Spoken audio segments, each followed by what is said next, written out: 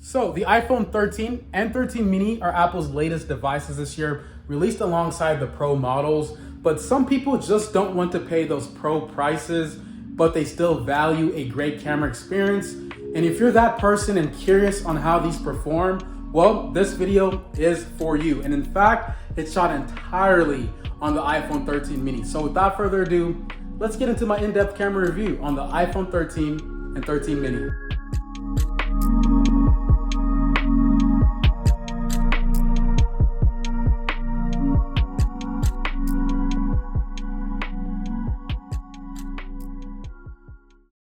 The viewfinder has been mostly the same since iOS 13 and the iPhone 11. You can see outside of the viewfinder thanks to the precise calibration of the two cameras that allows seeing what will be left outside of the frame in real time. The Apple image processing includes all legacy features like Smart HDR, night mode on all cameras, and Deep Fusion. The night mode icon pops up automatically when a low light scene presents itself, and it will take a pseudo long exposure shot, handheld of course. You will see the seconds suggested next to the night mode icon, but if you tap on it, you can change a simulated long exposure or altogether disable it. Usually it's between 1 or 2 seconds, but sometimes the phone will go up to 30 seconds depending on the environmental light. Deep Fusion is used when light conditions aren't ideal, let's say indoors. It triggers instead of Smart HDR in night mode. Deep Fusion uses 4 frames before you hit the shutter, 4 more once you do, and 1 long exposure shot. The neural processor's machine learning analyzes the image being taken and processes them differently depending on what's in frame, the sky, or even skin tones. Meanwhile, structure and color tones are based on ratios obtained by the natural unit of the A15 CPU.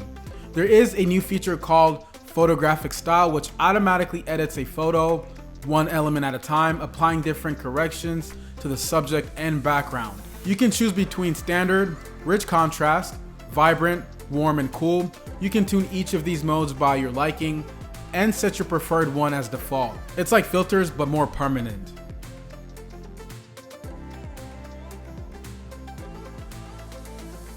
The iPhone 13 and 13 mini capture videos up to 4K at 60 FPS with all 3 cameras. And it can even do it simultaneously if you have the right application. All videos are digitally and optically stabilized. Apple calls this cinematic video stabilization. All modes, including the 4K at 60 FPS as well, feature expand dynamic range thanks to Smart HDR. The slow-mo option maxes out at 1080p at 240 FPS. You can also capture HDR video straight into Dolby Vision format with up to 4K at 60 FPS. The iPhone 12 was limited to 30 FPS with this option. You can edit these videos on the go on your phone, and you can upload them to YouTube or any other platform directly, or even send them to your friends. The Dolby Vision information is saved outside of the video stream, so the video will look normal to any non-HDR player/screen and will be color boosted on any Dolby Vision compatible player and display. You also have a choice between H.265, HEVC, and H.264 video encoders. The high efficiency mode uses H.265 and is mandatory for 4K at 60 FPS and HDR footage, while the more compatible modes, H.264, provides easier playback across different devices. The iPhone 13, just like the previous iPhones, also captures wide stereo audio for video. This spatial sound is richer and deeper compared to just regular stereo audio.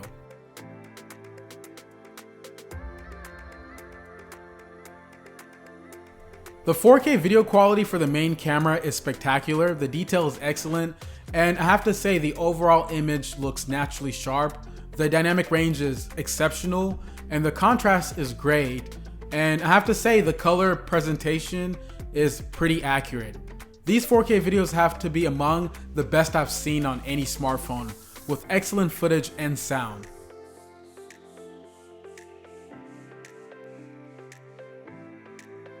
The 4K videos from the ultra-wide camera are equally brilliant. They excel in everything and have to be one of the most detailed ones I've seen as far as ultra-wide cameras go.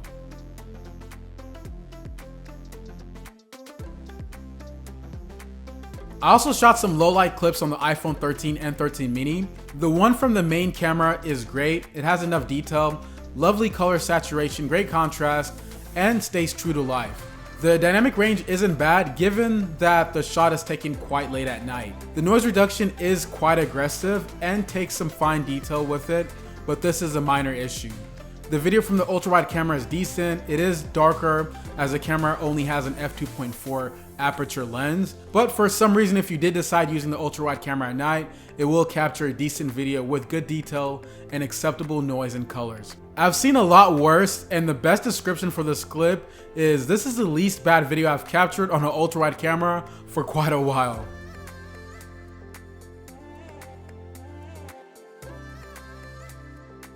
I've also shot some footage with the most important and notable feature this year, which is cinematic mode. It simulates rack focus automatically and it shoots 1080p resolution at 30 FPS. This mode is available on the main and selfie camera, but the question is, you're probably wondering, how does this work? Well, this is an advanced portrait mode with blur simulation for everything that should be out of focus.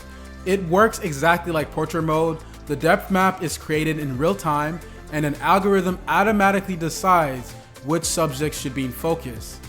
The automatic blur works side by side with autofocus, and the overall results are actually pretty good for a first generation feature. The videos are pretty good quality, and if you know what they're doing and don't mind some post-processing, you can make them pretty awesome clips. The depth map is captured outside the clip, and you can easily edit these clips in iMovie or even Clips. You can change the aperture, the subject that gets the focus, and even a lot more.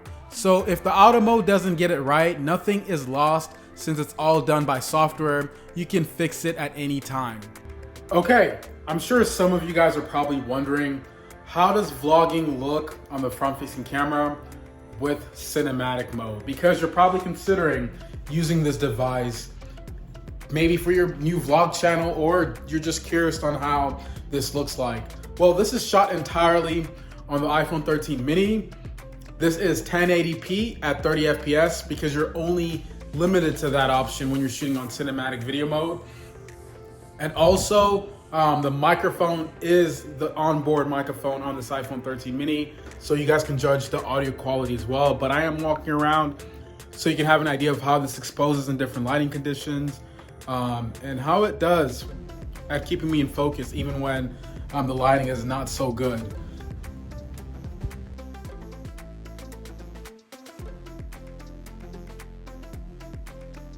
The Apple iPhone 13 and iPhone 13 mini offer a similar camera setup to the iPhone 12s. There are 12 megapixel cameras on the back and a 12 megapixel selfie camera at the front. The Face ID sensors are used for portrait mode, selfies, and there are 2 hardware upgrades and a couple software features available this year for the new iPhone 13.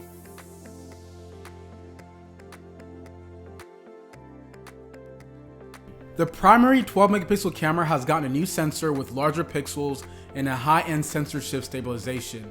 It now uses a larger Sony sensor with 1.7 micrometer pixels versus a 1.4 we're used to with the iPhone 12. The lens is a 26mm f1.6 aperture sensor like on the iPhone 12's main camera, but the stabilization is one of a different kind. Instead of optical stabilization, this camera now uses iPhone 12 Pro Max's sensor shift stabilization. This means that the sensor itself is stabilized in real time and not the lens, akin to the in-body stabilization or IBIS seen on many larger sensor digital cameras. The 12 megapixel photo from the main camera are rich in detail with great contrast and incredibly low noise levels. The dynamic range is okay, not the best I've seen, but I can describe it as balanced and natural instead of over the top. The white balance is exceptional and the colors are true to life. If you're not keen on Apple's way of using painfully accurate colors, you can always opt for the photographic styles and set the tone and hues for every photo that comes next. One thing I'm not a fan of is the foliage presentation. Sometimes the grass is good and leaves look fine, other times they're awfully smeared. With this new and even bigger sensor, I expected richer intricate detail, but got the same as last year's and even the year before that. It seems Apple's skills are not particularly good in this specific area.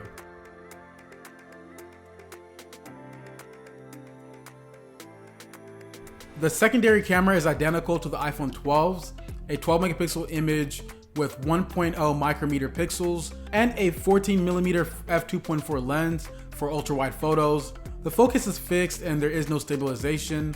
The 12 megapixel ultra-wide photos are some of the widest shots so far and look great on the screen and when shared on social networks. The resolved detail is alright, the contrast is great, and the colors are pretty accurate as expected. The dynamic range is identical to the main cameras, balanced and not that wide. The foliage here looks even worse due to the smaller pixels and less details to work with. The grass and trees are looking like oil paintings at times.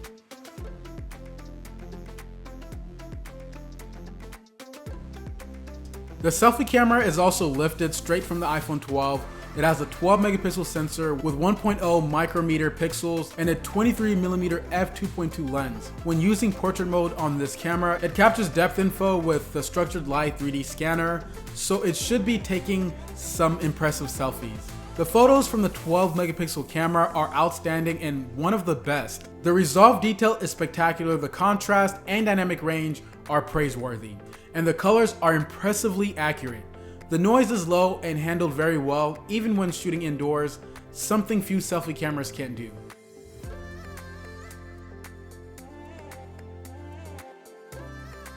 Night mode triggers automatically when light is low. You can opt out of using it or correct the suggested exposure time, but I strongly suggest just leaving it because it does a pretty good job at accurately picking the best exposure time. The mode usually opts for 1 or 2 seconds exposure times, and the photo is saved instantly, making it among the fastest night modes on the market. The night mode enhanced photos are brilliant. They are incredibly detailed with excellent color saturation, great contrast, commandable exposure, and good dynamic range. The noise reduction is proficient and cleans the photos very well without taking much detail in the process. These photos are well balanced and they're not too bright and were kept as natural looking as possible. If you opt out for night mode, you get a little bit softer photos with somewhat washed out colors, but they are still detailed with good contrast and dynamic range, and exposure is pretty good too for non-night mode images. In fact, this is just how the scene looks to my eyes, so kudos for the lifelike look.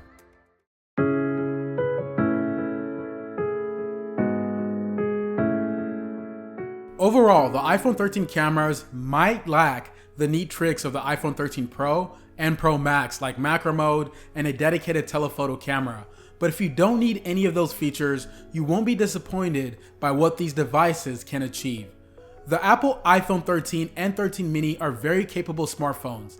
They have one of the fastest chipsets and one of the best camera systems on any device. That's why it's ideal for photography, video capturing on the go, and great for bloggers and vloggers on a budget. My name is Victor Kamanga. Thank you so much for watching this video. I look forward to seeing all of you in the next one. Bye.